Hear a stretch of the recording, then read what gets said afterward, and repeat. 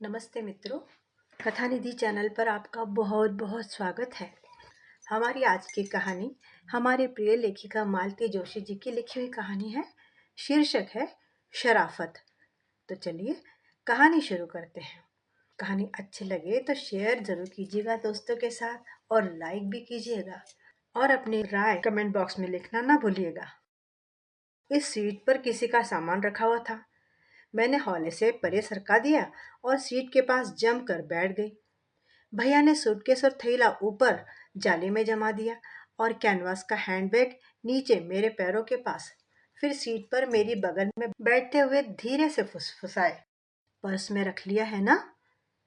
ना, सूटकेस में है।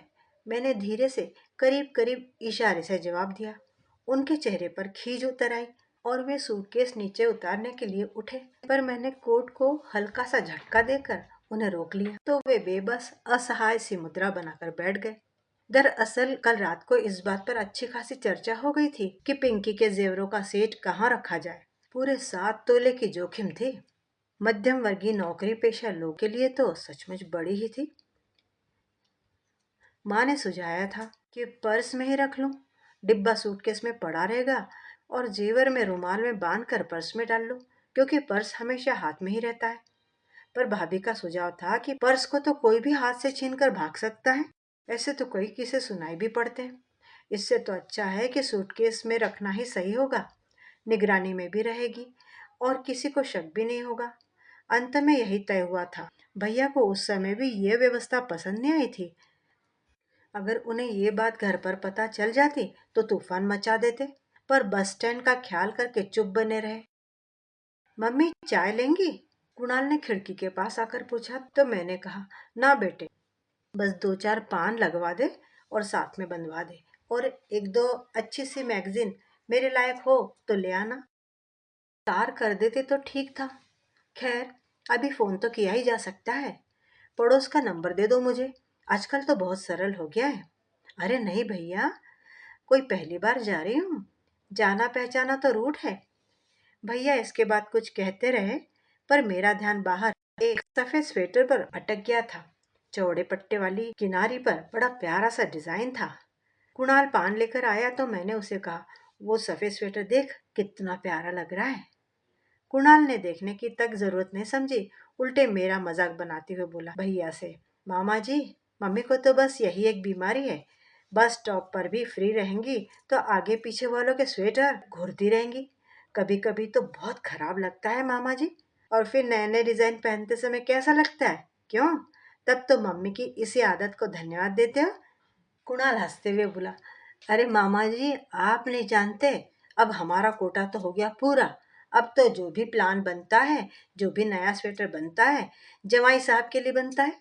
इसी से तो मुझे बड़ी कोफ्त होती है। चल शैतान, मैंने कहा। और सच तो यह है कि चोरी पकड़ी जाने के कारण मैं खुद बुरी तरह से झेप गई थी। मेरी शर्मिंदगी का मजा लेते हुए दोनों ठठाकर हंस पड़े। कंडक्टर ने जोर की सीटी दी और ड्राइवर अपनी सीट पर आकर बैठ गया।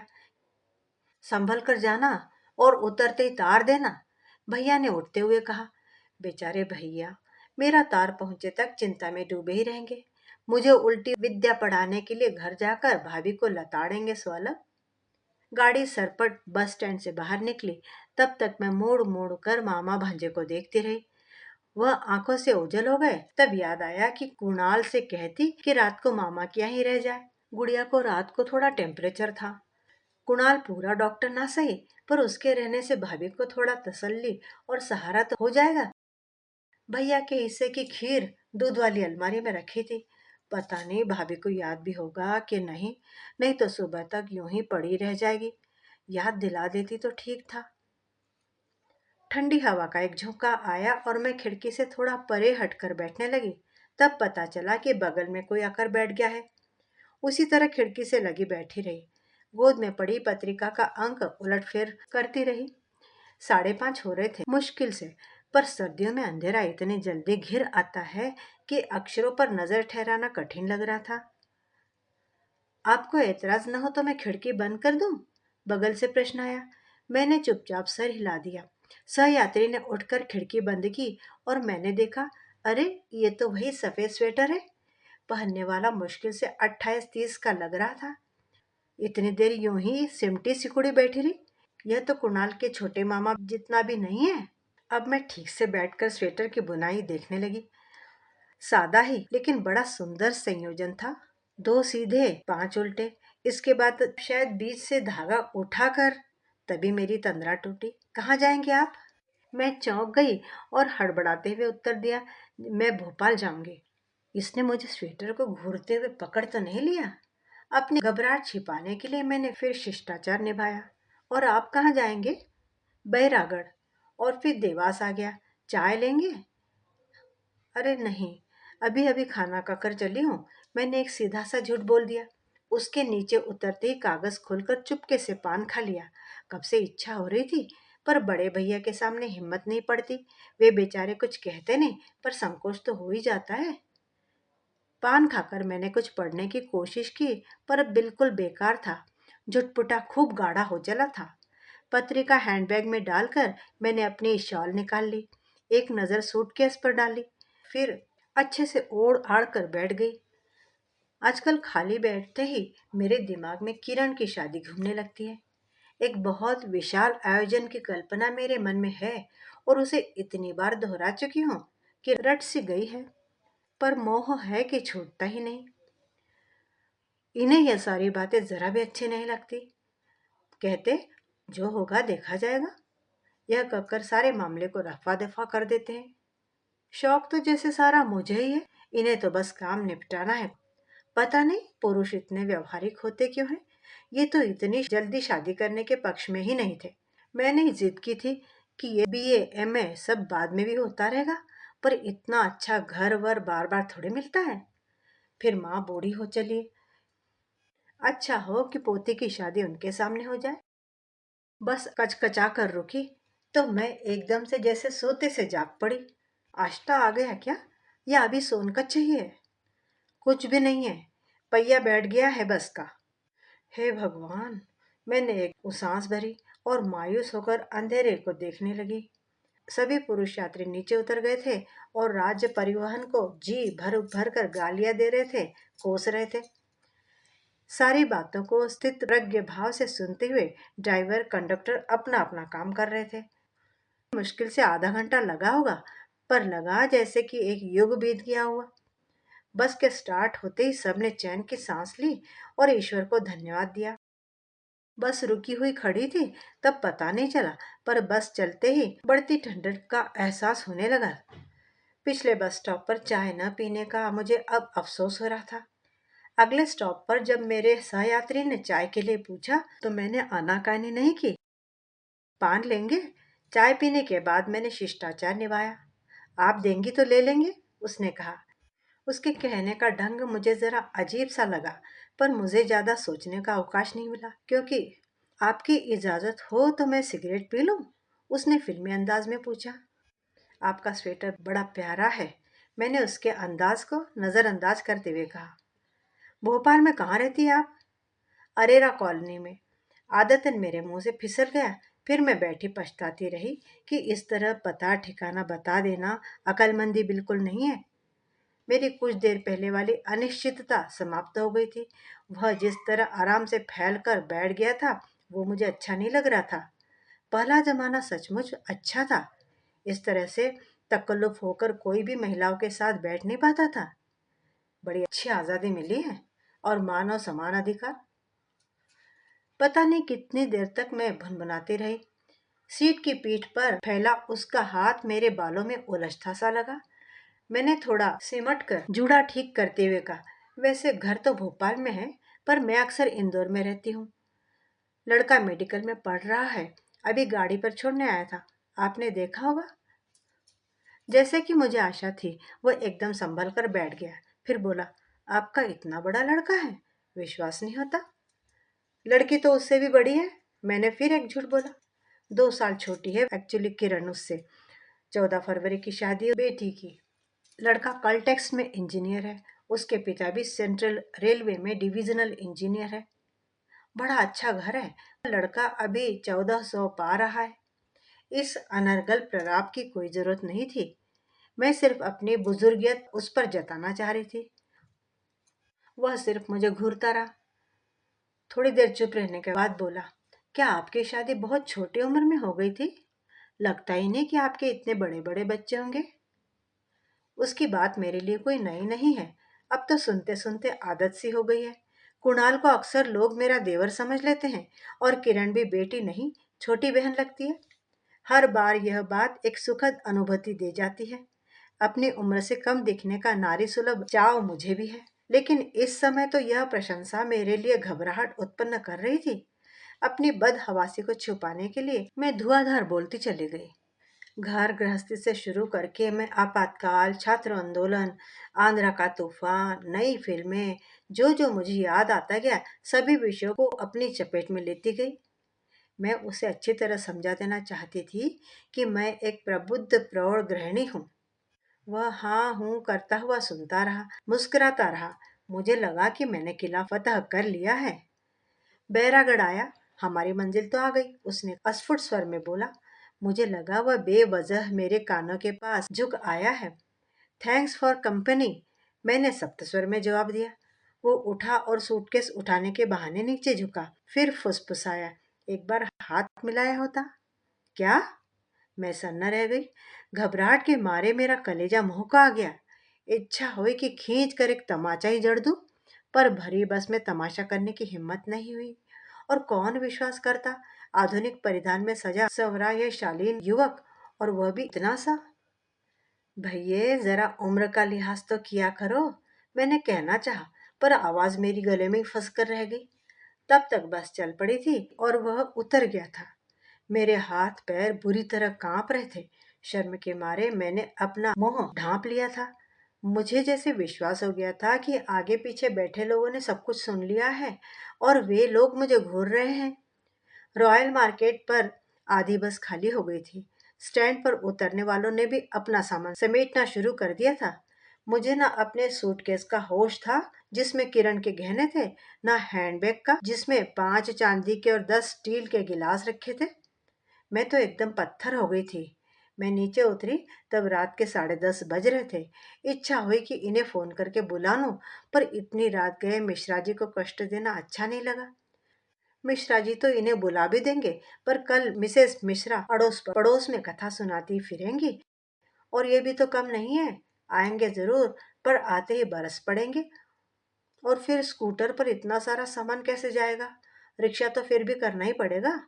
इनका पेट्रोल भी चल जाएगा और टैक्सी के पैसे भी लगेंगे सोलह। इतना गुस्सा आया माँ पर। बड़ी पापड़ सभी साथ में बांध देने की क्या जरूरत थी? शादी तक पता नहीं अभी कितने चक्कर लगेंगे इंदौर के। एक एक क्षण जैसे रात गहराती जा रही थी और कुली मेरे निर्णय की प्रतीक्षा में खड़ा था। भाई साहब, उसने तीसरी बार टोका तो मैंने कहा, रिक्शा में ले चलो। आखिर जैसे तैसे मैंने निर्णय ले ही लिया। कुली ने गेट से बाहर आकर एक ऑटो का आवाज दी, सामान रखा और पैसे लेकर चलता बना। अब कहाँ जाएंगी? ड्राइवर ने पूछा। अरेरा कॉलोनी में, मैंने कहा। फिर उसने गाड़ी स्टार्ट कर दी और तब मुझे भान हुआ कि बैठने से पहले मुझे कम से कम ऑटो का नंबर तो देख लेना चाहिए था। मैंने मीटर पढ़ने की कोशिश की, पर अंधेरे में कुछ नजर नहीं आया। ठंड के कारण ड्राइवर ने अपना चेहरा इस तरह से ढक लिया था कि उसकी उम्र का या शख्सियत का कुछ भी अंदाजा नहीं लग रहा था। इससे तो अच्छा था मिश्रा जी का एहसान ही ले लेती, मैंने सोचा। इनकी फटकार भी सुन लेती, पर तनाव से तो मुक्ति मिल जाती। मैंने पर्स छाते से चिपका रखा था जिसमें 150 रुपए शेष थे। सूटकेस उठाकर गोद में रख लिया और हैंड बैग पर पांव जमा लिए। खूब चौकन्ना होकर बैठ गई। मैं हर मोड़ को बहुत ध्यान से देखती जा रही थी। लेडी हॉस्पिटल का चढ़ाव चढ़ते चढ़ते ऑटो ऐसे मुड़ी कि मैं गिरते गिरते बची। उस तरह से उठंग से बैठे बैठे मेरी पीठ में भी दर्द होने लगा था। कुछ देर के लिए मैं आराम से पीठ टिका कर बैठ गई, लेकिन मन को तो कैसे भी चैन नहीं था। वापस पहले वाली पोज भी ले ली। जाड़े की रात, 11 बज रहे थे। सड़क पर अब लगभग सन्नाटा सा छा गया था। दिन भर की चहल पहल का, सरगर्मी का कोई चिन्ह नहीं था। अरेरा कॉलोनी में घुसने पर उसने पूछा, किधर को साहब? अब मैं उसे सेक्टर और घर नंबर आदि बताने लगी। गलियों की भूल भुलैया पार करके गाड़ी आकर घर के सामने खड़ी हो गई और मैंने राहत की सांस ली। पहले तो मन हुआ कि नीचे उतर कर पैसे दूं, पर मैं कोई रिस्क नहीं लेना चाहती थी। नीचे रोशनी भी नहीं थी। मैं मीटर की मध्यम रोशनी में पैसे गिनने लगी। उसने धीरे से मेरा हैंडबैग उतार कर नीचे रख दिया। रहने दो भाई, मैं उतार लूंगी। मैंने सूटकेस को मजबूती से पकड़ते हुए कहा। कोई बात नहीं बहन जी, हम कुछ थोड़े घिस थोड़े ना जाएंगे। आखिरकार बड़ी पापड़ का थैला उसे मैंने उठाने दिया और सूटकेस और पर्स लेकर मैं नीचे उतर आई। चारों ओर घुप अंधेरा था। मैंने बगीचे के गेट को टटोला। देखा तो भीतर से ताला जड़ा हुआ था। यह तो हमारा बरसों पुराना रिकॉर्ड था। हम रात को बगीचे के फाटक पर ताला डाल देते थे। किरण, किरण, मैंने आवाज को भरसक खींचने की कोशिश की, पर फिस होकर रह गई। पीछे कुछ आहट पाने पर होने पर चौंक कर देखा तो बैग और झोला वो फाटक के पास आकर रख गया था। हे भगवान, कैसी बेवकूफ हूं मैं। सब कुछ वहीं छोड़कर चली आई थी। बैठे बिठाए कितना नुकसान हो जाता। स्टील का एक एक गिलास 15-15 रुपए का था और चांदी के 5 गिलास 165-165 रुपए के। 1000-1500 पर पानी फिर जाता। इनकी बातें सुननी पड़ती सो अलग। मैंने पीछे मुड़कर देखा। गाड़ी से पीठ ठिकाए वह आराम से बीड़ी पी रहा था। पैसे दे दिए ना? मैंने धीरे से पूछ लिया। जी हाँ, पैसे तो मिल गए हैं। आप दरवाज़ा खुलवा लीजिए, फिर मैं चला जाऊंगा। यहाँ सुनसान है, सड़क पर बत्ती भी नहीं है। मैंने फिर से आवाज लगाना शुरू कर दिया। किरण, किरण। अब मैं कुणाल को भी पुकारने लग गई थी। कुणाल, कुणाल। खूब जानती थी कि उसे तो पीछे इंदौर में छोड़ आई हूँ, पर किरण का नाम लेकर इस तरह चिल्लाना भी तो अच्छा नहीं लग रहा था। पता नहीं कैसी नींद सो रही है। सब दरवाजे खिड़की बंद। कहीं से रोशनी की किरण तक नहीं आ रही थी। कैसी लड़की है, शाम से ही सो गई थी क्या? फाइनल की परीक्षा है सिर पर और इसे जरा भी चिंता नहीं है। मैंने कनखियों से फिर एक बार पीछे देखा। वो वैसे ही खड़ा हुआ था। आप घबराइए नहीं, मैं खड़ा हूँ, उसने आश्वस्त किया। और सचमुच उसके वहां होने से मेरी कुछ हिम्मत बनी हुई थी। जब मैं दो एक बार और आवाज लगा चुकी तो वह भी मेरे पास आ गया और बाबूजी की गुहार लगाने लगा। दो एक बार पुकारने के बाद उसने पूछा, पीछे का दरवाजा है क्या कोई? वहां से देख लेते हैं। पीछे का दरवाजा है क्यों नहीं, पर क्या तुम्हें बताने के लिए? और सारा सामान तुम्हारे भरोसे छोड़कर पीछे चले जाऊं? ऐसी बेवकूफ नहीं हूं मैं। उसकी गाड़ी का नंबर देखना तो उतरते वक्त भी याद नहीं रहा। लापरवाही की हद है मेरी। इतनी हताश हो गई मैं कि नीचे से एक कंकड़ उठाकर बेडरूम की खिड़की पर पूरा जोर लगाकर दे मारा। धन्ना की आवाज सन्नाटे में गूंज गई। तभी इनकी घबराई हुई सी आवाज आई। मैं हूं जी, दरवाजा तो खोलिए। मैंने अपनी पूरी ताकत लगाकर आवाज दी। एक एक करके घर की सारी बत्तियां जल उठी। इन्होंने ड्राइंग रूम की खिड़की खोली और पोर्च की बत्ती जलाई। हाय पापा, ये तो मम्मी है। किरण एकदम चीख पड़ी। ये दरवाजा खोलकर बाहर आए और बोले, ये कौन सा समय है भाई आने का? दरवाजा तो खोलिए पहले, मैंने रुआसी आवाज में कहा। तब उन्हें फाटक का ध्यान आया। किरण तब तक दौड़कर चाबी ले आई थी। खबर तो दी होती पहले। ताला खोलते हुए उनका बुदबुदाना जारी था। मैंने कोई जवाब नहीं दिया। फाटक खुलते ही तीर की तरह अंदर चली आई। कमरे की सौंधी गर्मी का एहसास होने के बाद ही मैंने जाना कि बाहर कितनी गजब की सर्दी थी। ये अंदर आए तो भी भुनभुना रहे थे। ये क्या कबाड़ उठा लाई हो? हम लोग क्या किसी वज्र देहात में रहते हैं? सामान मेरे सामने पटकते हुए उन्होंने पूछा। यही था ना कि बाहर कुछ रह गया है? रह भी जाता तो मेरे लिए अब कोई चिंता की बात नहीं थी। अपना सुरक्षित घर पर पहुंच जाना ही मेरे लिए इस समय सबसे अधिक सुख का विषय था। बाहर स्कूटर स्टार्ट होने की आवाज आई और मुझे एकाएक होश आया। दो शब्द धन्यवाद के भी तो नहीं कह सकी थी मैं उस ऑटो वाले को। आज दो लोगों की शराफत देख ली थी मैंने। एक तो मेरे पास में बैठा था बस में मेरा हमसफर, दिखने में शालीन सुसभ्य, उसकी शराफत देख ली। और दूसरा ये शायद कम पढ़ा लिखा होगा, ऑटो रिक्शा चालक, उसकी भी शराफत देख ली थी मैंने। मित्रों, अभी आप सुन रहे थे मालती जोशी जी की लिखी हुई एक लघु कथा शराफत। उम्मीद करती हूँ कि ये कहानी आप सबको बड़ी पसंद आई होगी। इस तरह का अनुभव मेरी कई बहनों को निश्चित रूप से आया ही होगा अपने जीवन में।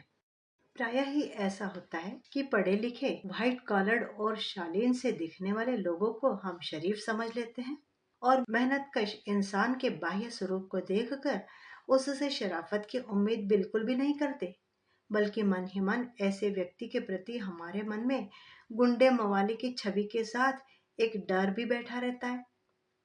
लेकिन हमारी यह धारणा क्या हमेशा ही सही साबित होती है? कहानी अच्छी लगी हो तो कमेंट ज़रूर कीजिएगा और लाइक भी कीजिएगा। साथ ही चैनल पर नए हैं तो चैनल को सब्सक्राइब भी ज़रूर कर लीजिएगा। मिलती हूँ फिर से किसी बढ़िया सी कहानी के साथ। तब तक विदा।